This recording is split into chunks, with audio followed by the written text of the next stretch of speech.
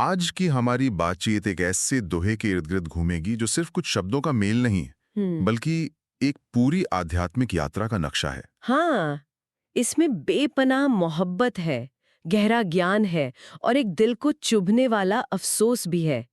दोहा है, हके अरस किया दिल मोमिन, सो मता आया हक दिल से। तुम्हें ऐसी बड़ाई हके लिखी, हाय हाय मोमिन गल ना गए इनमें। और इसका सार मतलब वो दिल को छू जाता है। सोचिए, ईश्वर ने भक्त के दिल को अपना सिंहासन बना लिया, अपना अर्श बना लिया। अपना घर। हाँ, अपना घर। सारा ज्ञान, सारी समझ भी सीधे उसी दिल से दी।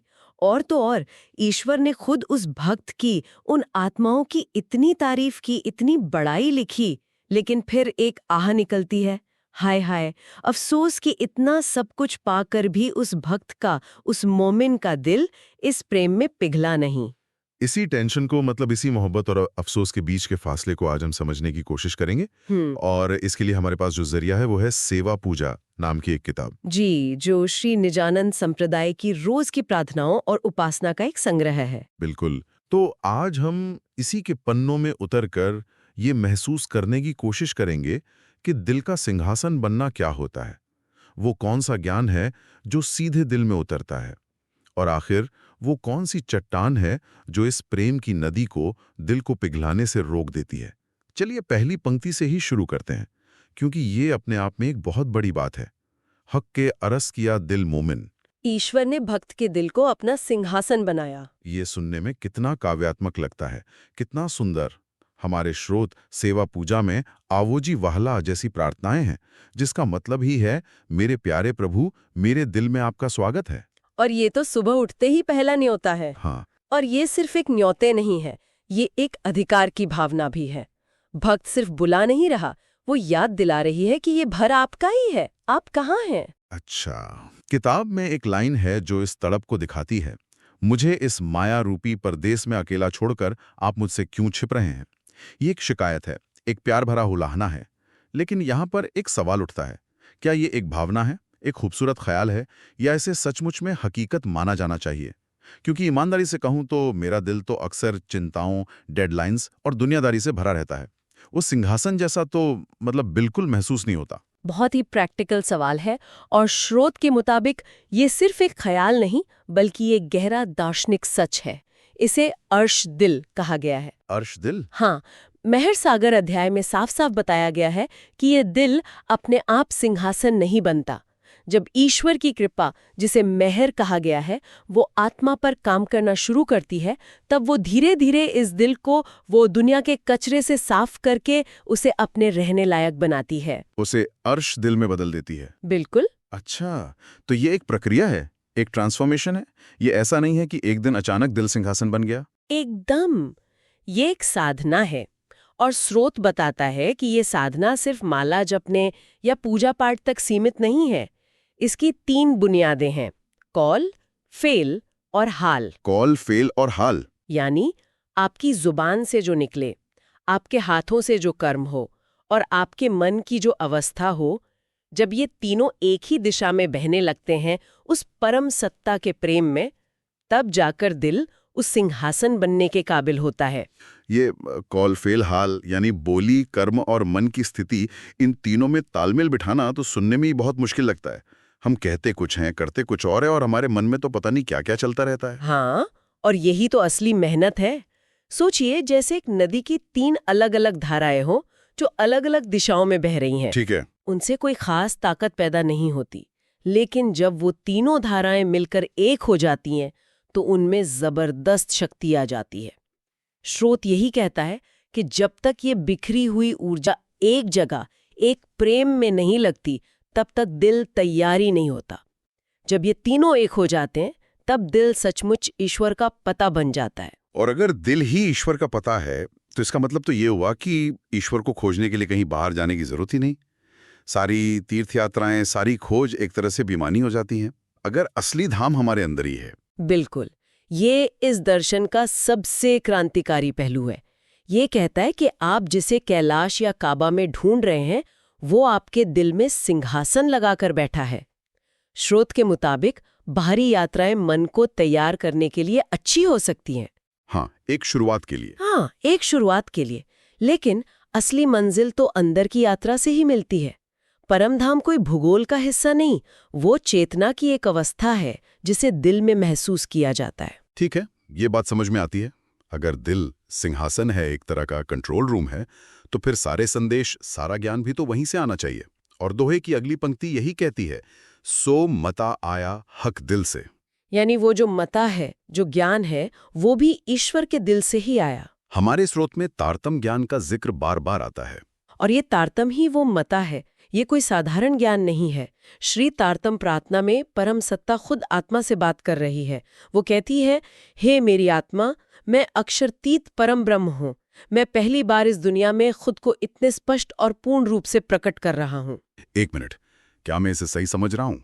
परम सत्ता स्वयं कह रही है कि मैं पहली बार खुद को इतने स्पष्ट रूप से प्रकट कर रहा हूँ।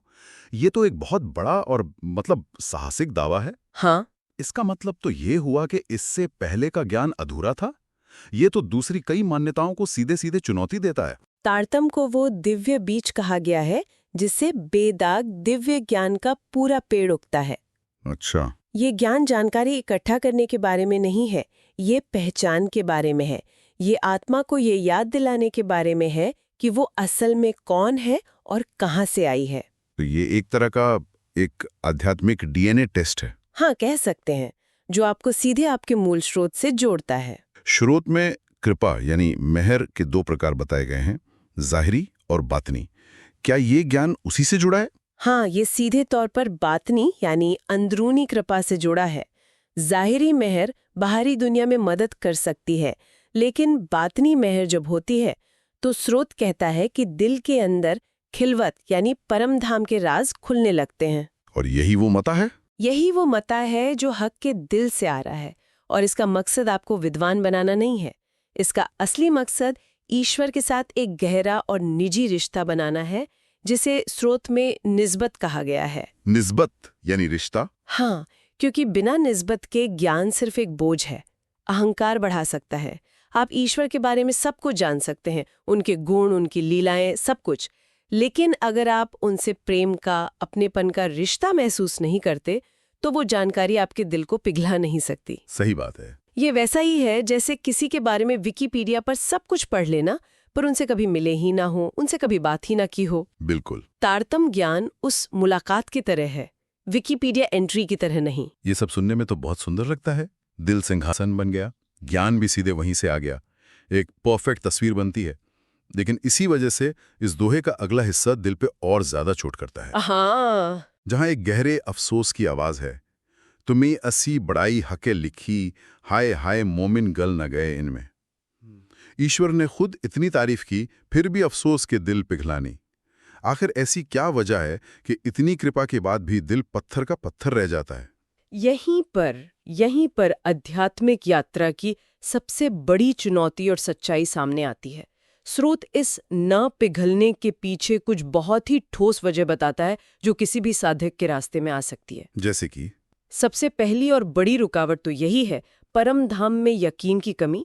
स्रोत कहता है कि मन में बार बार ये सवाल उठता है, क्या परम धाम वाकई में सच है? अच्छा। हम इस दुनिया को अपनी 5 इंद्रियों से महसूस करते हैं, ये हमें ठोस लगती है। लेकिन परम धाम की बात भरोसे पर टिकी है। जब तक बुनियाद में ही शक का कीड़ा हो, तब तक प्रेम की इमारत कैसे खड़े होगी? और दूसरी रुकावट शायद माया है, जिसका जिक्र बार बार आता है। ये माया असल में है क्या, अगर हम इसे आज की भाषा में समझना चाहें? माया एक तरह का फिल्टर है, जैसे इंस्टाग्राम पर होता है। फिल्टर? हाँ, असलियत कुछ और है, पर फिल्टर की वजह से हमें कुछ और ही दिखता है और हम उसी को सच मान लेते हैं। स्रोत कहता है, माया की हवाओं में घिरकर तुम आत्माएं अपने स्वामी परब्रह्म को भूल गई हो। ये दुनिया का फिल्टर इतना मजबूत है कि हम अपनी असली बिना फिल्टर वाली पहचान को भूल ही जाते हैं और इस फिल्टर वाली झूठी पहचान से ही चिपके रहते हैं। और तीसरी वजह? तीसरी और शायद सबसे महीन रुकावट है अहंकार, जिसे स्रोत में मैं खुदी कहा गया है।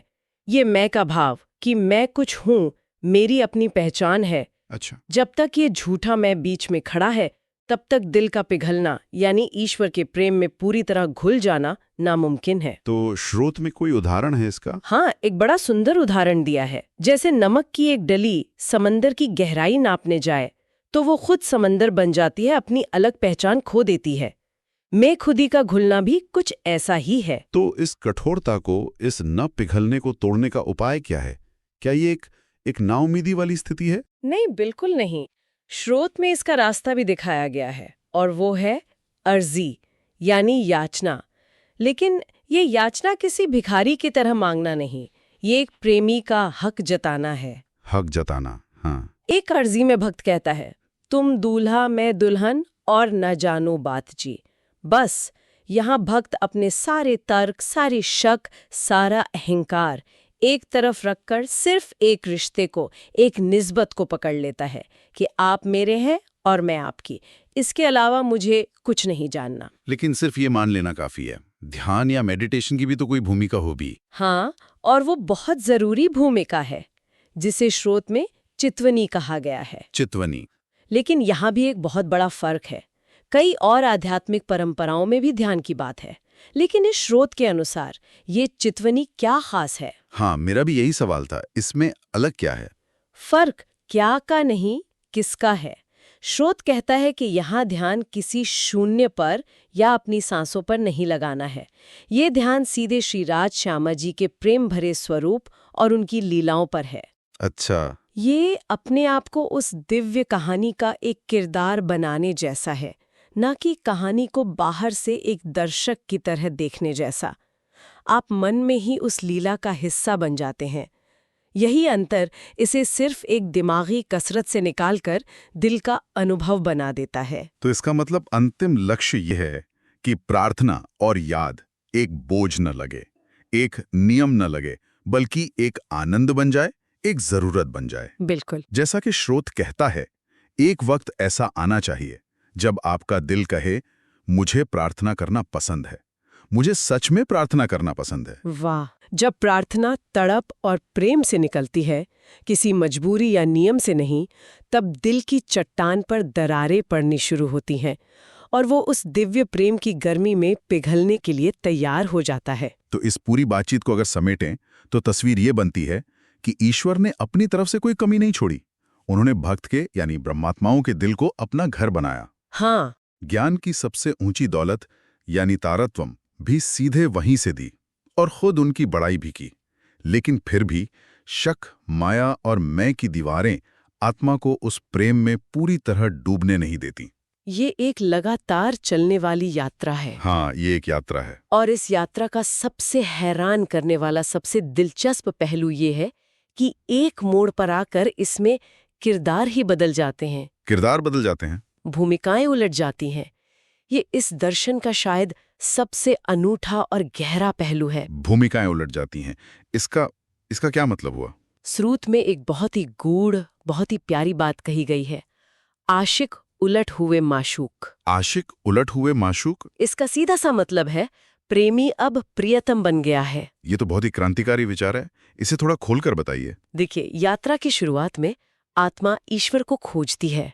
आत्मा आशिक यानी प्रेमी है और ईश्वर माशूक यानी प्रियतम है, जिन्हें पाया जाना है। ठीक है, ये सामान्य भक्ति मार्ग है। हाँ, लेकिन जब ईश्वर स्वयं आत्मा के दिल को अपना सिंहासन बना लेते हैं, उसे अपना धाम बना लेते हैं और उसके प्रेम के लिए तड़पने लगते हैं, तो अब भूमिका उलट गई। अच्छा। अब ईश्वर आशिक बन गए हैं जो आत्मा का प्रेम पाने के लिए आतुर है। अब ईश्वर साधक है और आत्मा साध्य बन गई है। वाह, ये सोचना ही अपने आप में दिमाग को झकझोर देता है कि जिस ईश्वर को पूरी दुनिया खोज रही है, वो खुद अपने भक्त का प्रेम पाने के लिए आशिक बन जाए। जी। ये तो पूरी आध्यात्मिक यात्रा को एक नया नजरिया देता है। अगर ईश्वर स्वयं साधक बन गए हैं, प्रेमी बन गए हैं, तो फिर साध्य यानी आत्मा की क्या जिम्मेदारी बनती है? ये एक ऐसा सवाल है जिसके साथ हमें आज की चर्चा को छोड़ना चाहिए।